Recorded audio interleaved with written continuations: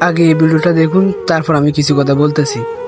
Helicopter দুর্ঘটনায় মারা গেছেন ইরানের প্রেসিডেন্ট ইব্রাহিম রাইসি ও পররাষ্ট্রমন্ত্রী হোসাইন আমির আব্দুল্লাহিয়ান।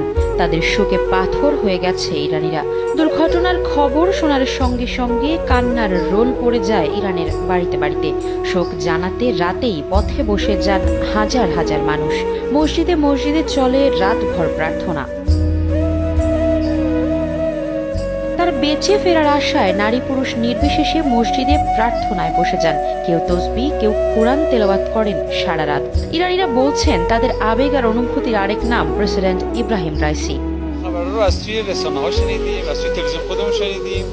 তার দুর্ঘটনার খবর শুনে খুবই কষ্ট পেয়েছি। তিনি সবসময় দেশের জন্য ভাবতেন, দেশের মানুষের কথা ভাবতেন।